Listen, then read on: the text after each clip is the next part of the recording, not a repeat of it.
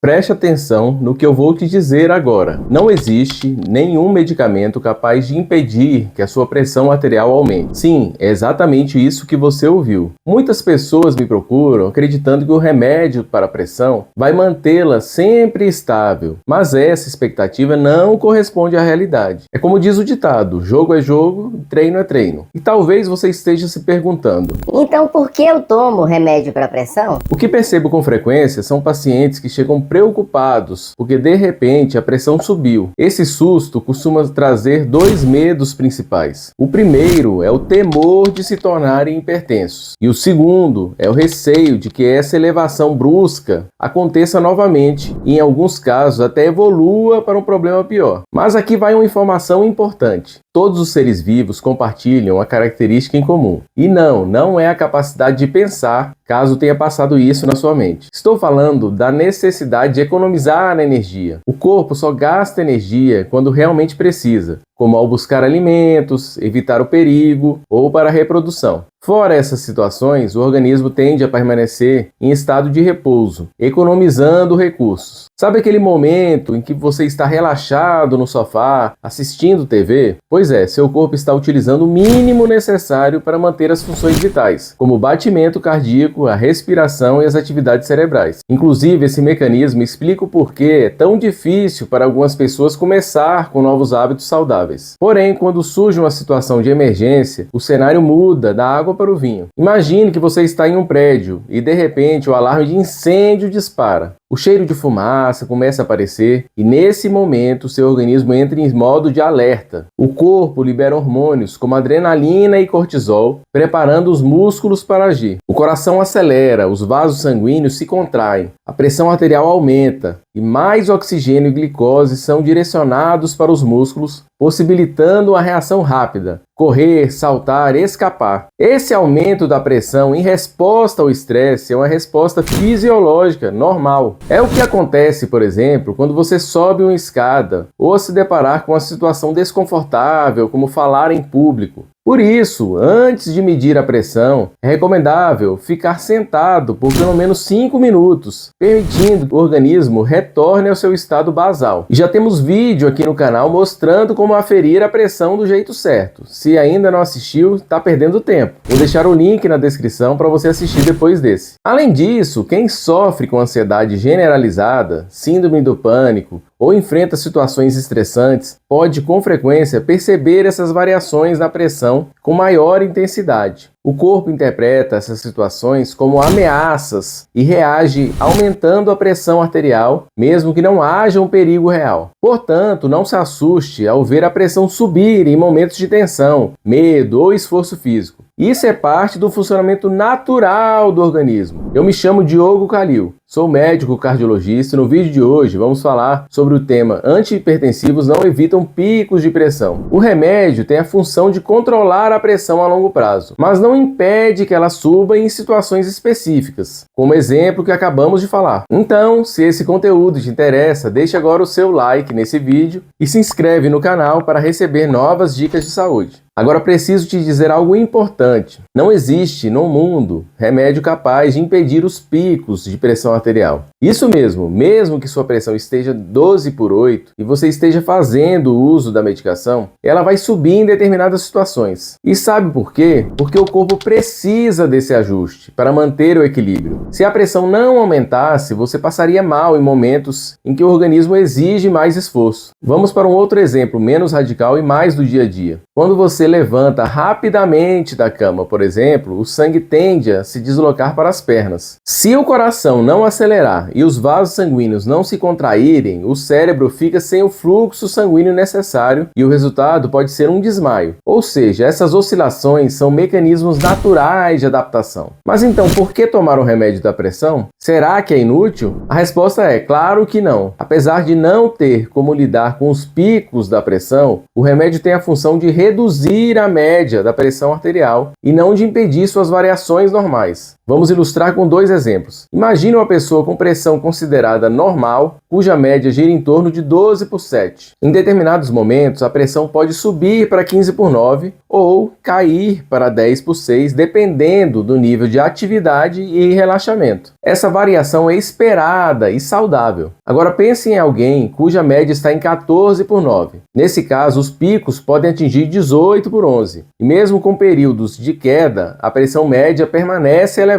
É aqui que esse medicamento entra em ação, trazendo essa média para patamares mais seguros. E não se engane, os atletas também enfrentam essas oscilações. Durante uma corrida, por exemplo, a pressão naturalmente aumenta para garantir que os músculos recebam o oxigênio e os nutrientes necessários. Se a medicação impedisse esse processo, o corredor simplesmente desmaiaria no meio da atividade. Outro ponto importante a ser falado é a relação entre a ansiedade e a pressão alta. Pessoas ansiosas ou com síndrome do pânico frequentemente observam aumentos repentinos, sem que isso necessariamente indique hipertensão crônica. Por isso, médicos muitas vezes recomendam o uso temporário de ansiolíticos antes de exames como o MAPA. Essa estratégia ajuda a avaliar a pressão real sem a interferência do estresse. Já vi casos de pacientes que, após períodos de pressão elevadíssima, em situações de ansiedade, descobrem que na verdade não eram hipertensos. O medo e a preocupação com os números altos no medidor podem gerar um ciclo de mais ansiedade e, consequentemente, novos picos de pressão alta. Portanto, ao perceber sua pressão elevada em momentos de estresse, respire fundo e lembre-se, essa reação é parte da resposta natural do corpo. Claro, é sempre importante manter o acompanhamento médico e, diante de dúvidas, realizar exames específicos para ter certeza sobre o diagnóstico. Se você gostou dessa explicação clara e baseada em ciência, deixe seu like. Essa interação ajuda o conteúdo a alcançar mais pessoas e me motiva a continuar trazendo informações relevantes para a sua saúde cardiovascular.